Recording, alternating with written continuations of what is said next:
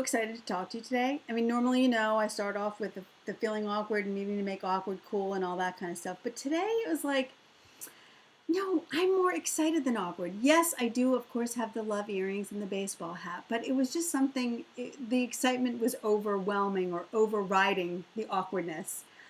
And I was excited because of the miracles that I've been experiencing. And I just want to tell this story to anybody who will listen.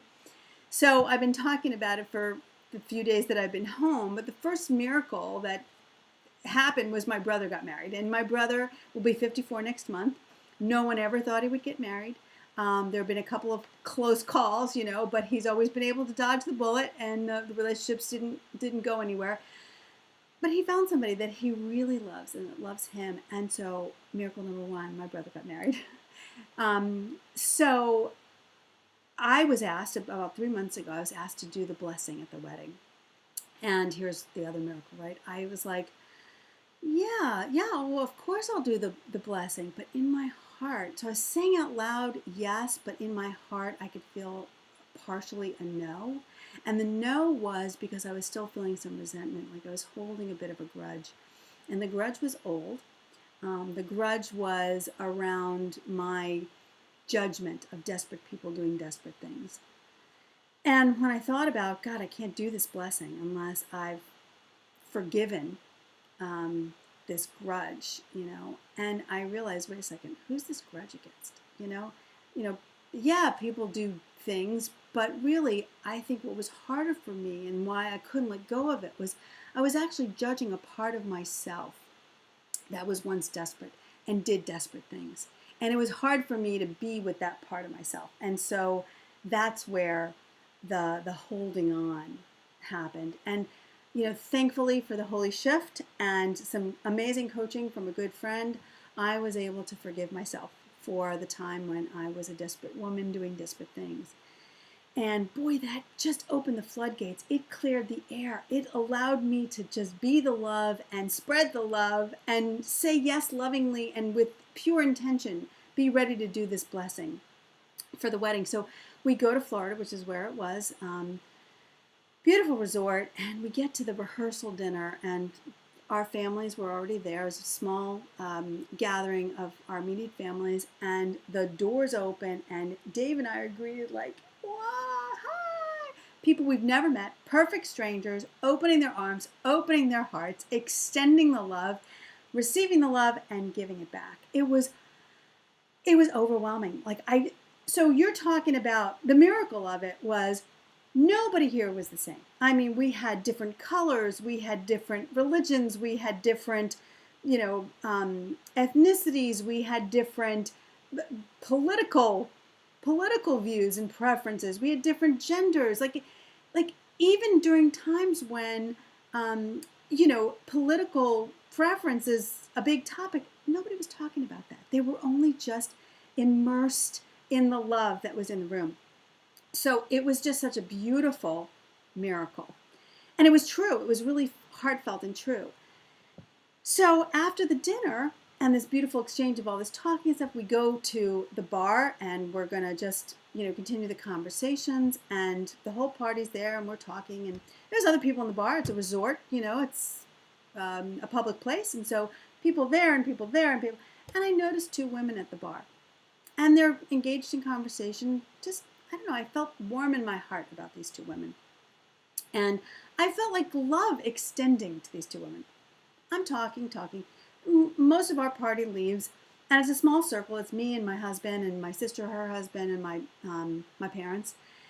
And once again, I'm drawn to looking at these women, and my heart is wide open. The love is, going towards them. And one of the women is wearing this really bold, colorful dress, and she's a full-figured woman, and she's rocking the dress, okay?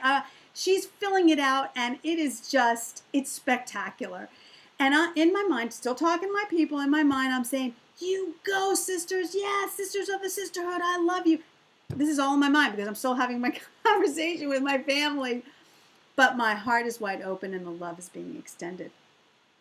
They pay their check and they're walking out. Now I'm facing you, just like into the circle where my family is, and they're walking behind me. They're leaving the bar. The gorgeous dress leaves, And the other woman who was with her is leaving also. And instead of exiting, she turns around and she stands over my chair and she leans down and I lean up and we embrace with the most amazing hug where our hearts are together and we're beating. I could feel the beat of our hearts and I could feel the love, being exchanged. Not a word. She didn't say, hey, I saw you. Are you so cool? Or I didn't say, hey, I love it. No, there was not a word exchanged. It was just a knowing that this is what had to happen. So she leans down. I'm hugging her. She's hugging me. 10 seconds. That's a long time. We both part. She stands up. She turns and she walks out. No words exchanged. My sister was like, what just happened? What the heck was that? Do you know her? And I'm like, well, not technically. Have you ever seen her before? Well, I've never seen her before now. She was freaking out. She's like, anybody else freaking out? Did anybody else just see that? And I just said, I have to imagine that she felt the love because I felt it.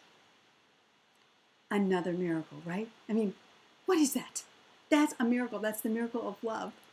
And so we go back to our room. The next morning we wake up. My husband and I go to breakfast. We're in this outdoor part of the resort and there's the ocean. And it's a story. I don't know if you remember last weekend we were supposed to have a hurricane off the coast of Florida. So the ocean is stormy and the clouds are dark and there's rain in the distance and there's no one on the beach and it's clear. I say, we're at the ocean. We have got to go down to the ocean. I just need to be on the sand and near that water. And so he agrees and we start walking and the sand is, kind of moving around with the wind, but there's no shells to be found. And we don't really know how far we're going to walk. And he says to me, we've been walking for a while. How far are we going to walk? And I said, well, there's a pier down there. We can walk to the pier. So we're walking, and the pier seems to be moving further. Each step we take, the pier is moving beyond. And he's like, this is like The Shining. So I start to giggle and I say, hey, you know what? Wouldn't it be cool if we would look for shells while we walk to the pier? Let's look for shells. We could bring a shell that's unique to this area back to our friend who loves shells and who knows the technical names for shells, especially from Florida. He says, there are no shells here. Like, there's a storm. There's no shells here. It's windy. And I didn't say anything. I just thought to myself, well, if it's meant to be that we bring a shell back, then I am sure that the universe will provide the shell in a magical, mystical, miraculous way. So we continue to walk and walk and walk and walk. And next thing I know, we see this tiny little bit of thing walking towards us. And she's got this really light blonde hair, like white almost. And she's walking with her hands extended, like both arms are extended. And she's just walking along. As she gets closer, I can see that she's got a pink t-shirt on with a picture of the Little Mermaid. And now she had been about 20 feet away, so I'm getting clearer now as she's walking. And her hands are still the entire time. Since the moment I saw her 20 feet ago, the hands have been extended the entire time. I don't know where she came from before that. And her eyes were, oh my God, her eyes were this blue. Like as blue as the sleeve of this shirt. I had never seen eyes like that. They were so piercingly blue, so beautifully blue, you could see right through to her soul. Her arms are still extended, and at the ends of her hands, in the palms of her hands, she's holding 2 shells. 2 beautiful shells. They're identical. They're like practically identical. I can't tell the difference between the shells.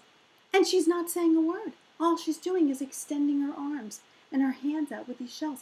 And I kind of backed up, but no, she's like, so I just knew intuitively she was giving us these shells. She was gifting us these shells. We take the shells. I'm like looking at Dave. He's looking at me. This is another miracle. Here are the shells. And I don't know where this little girl came from, but I scanned down by the water and I could see that her dad is, or a man that looks like it might be her dad is there, and she walks towards him, walked away, not a word. Another miracle. So we come back to the hotel, and we get dressed, we go to the wedding. I have never seen people happier at a wedding. I mean, the joy meter was off the chart. And the whole time, everybody is just loving and dancing and singing and joyful and extending love and receiving the love. The end of the night comes, the wedding's over, and I realize I never said the blessing.